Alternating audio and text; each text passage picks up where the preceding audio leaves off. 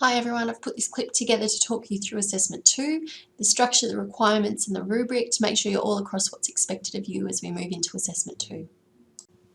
Okay, as an important starting point, make sure you have looked through the assessment information on Learning at Griffith. This will outline that there are two parts to this assessment, a 2,000 word report, research report, and an A3 size poster. So the expectation is that you will pull together your research report and then draw on your findings and your recommendations in your report to craft your poster.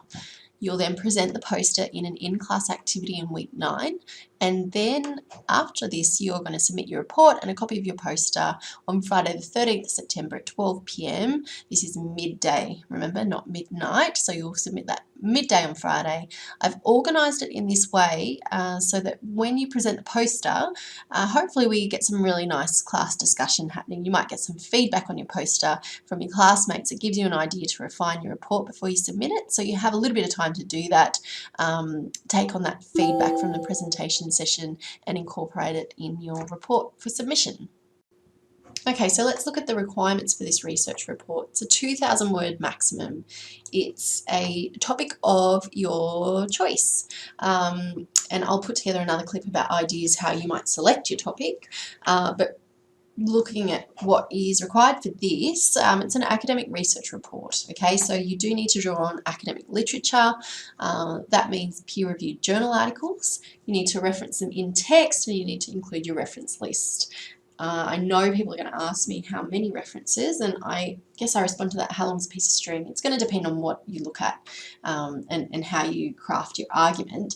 I would say though, to do this assessment well, you're probably going to need to aim for about 10 journal articles that help you, set a background, justify your topic, explore some key findings in the topic area, and then also help you develop some recommendations for sport development stakeholders. So there's quite a bit to do there, and you'll need a few journal articles to help you build those arguments and offer up recommendations. You want to be writing this report for a sport development stakeholder audience. So the idea is you're taking the evidence base, the research that's out there, and looking at what that means for your sport development stakeholders. Your report structure should follow report writing conventions, and that includes having an executive summary of no more than 1 page. You should have an introduction and a conclusion. And the body of the report should include a background to your spotlight topic, a justification for why you've chosen this spotlight topic. I want you here to incorporate relevant secondary data to demonstrate the significance of the topic for sport development stakeholders. So you might access the national level Ausplay data. There's also some data at the Queensland level that you can access in terms of participation by athletes, volunteers. There might be something around coaching. Whatever it is you're focused on, we need some numbers that are going to help us demonstrate the significance of your topic to the industry. The body of the report should also provide a discussion of your key findings from your literature review, and also present your practical and evidence-based recommendations for ways that sport development stakeholders can engage with or respond to challenges or opportunities you identify in your spotlight topic. It's really important that these two link together. So we have our key findings. The recommendations should be a logical progression. There shouldn't be anything in the recommendations that you don't touch on here. So really important that those two hang together well, and also really important that you provide a level of detail here that's meaningful for stakeholders.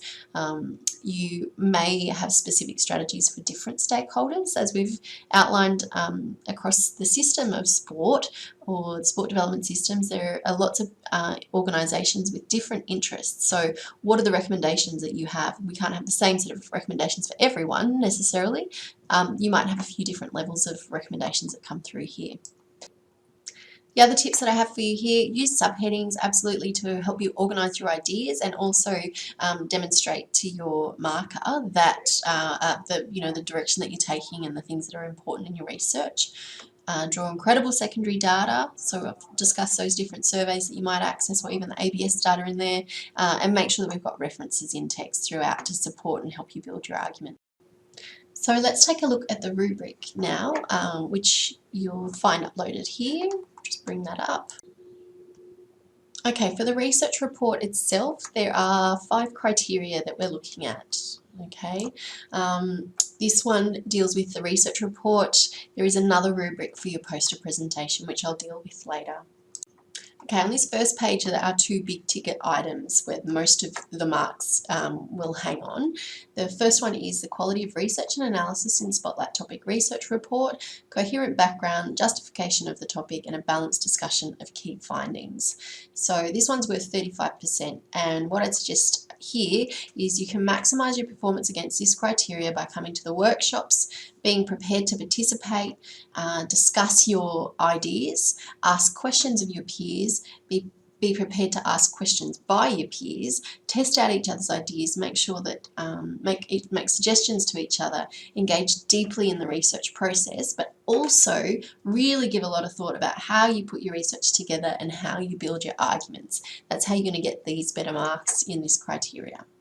So in terms of this, week 5, we're doing our worksheet. You need to come with your worksheet prepared, and we're going to have a mini World Cafe. The idea of that is to really refine our ideas and get us started on the direction where we're going with this research. When we come back after the break in week 6, we've got a session on a deep dive discussion looking at our different research topics and really being very rigorous, working out what's interesting, what's valuable to know, and how are we approaching the research process with these. Now, the second big ticket item is around your recommendations, and this is ensuring that your recommendations are linked to the evidence base that you establish in the report. So as I said before, these 2 things hang together.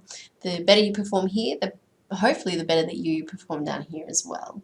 The sport development stakeholder audience needs to be able to have a clear understanding of what needs to happen, how and what resources are required. So this is worth 30%. It is a significant weighting in the report. What I really hope you do here to perform better is to engage with systems thinking. So we've looked at that in week 4 quite in depth.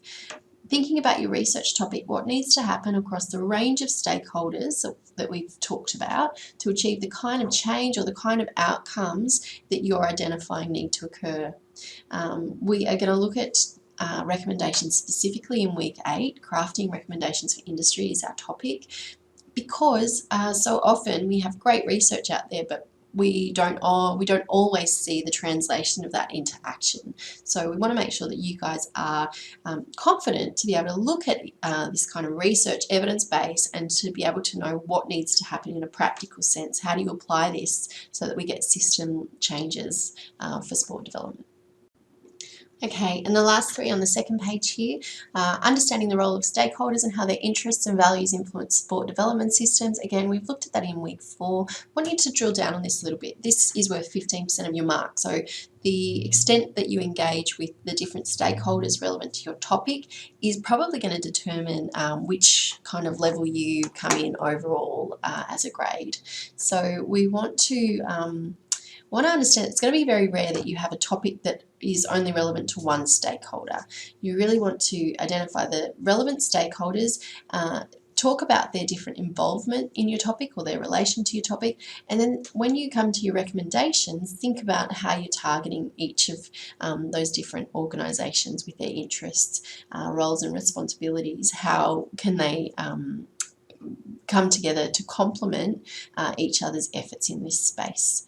The last 2 here are around presentation and quality of writing, and the last one here is your reports underpinned by relevant and credible research resources. So again, worth 10% each, these 2, and they're probably going to determine overall where you end up performing in the course. So it's worth coming back and having a look that you have identified what you need for where you want to perform, and that you are demonstrating in your writing that you have addressed the different criteria.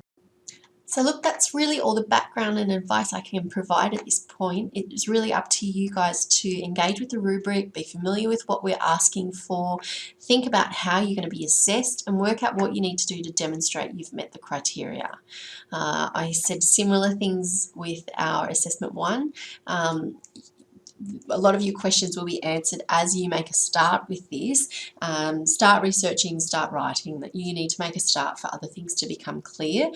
engage with the class activities. So the workshops are designed to contribute directly to this. Keep up to pace. 2,000 words is a lot to write at the last minute. So if you keep up your progress with what I've marked out in the workshop, it will make that load of the assessment a little bit lighter. The next thing, ask questions. Come to class to ask questions and make time for a consultation if you need a little bit extra advice or discussion. And in terms of choosing a topic, I'll put something together specifically around that, but be thinking about what are you interested in and what's worth you knowing about in your future careers. All right, thanks everyone. I look forward to seeing what you come out with.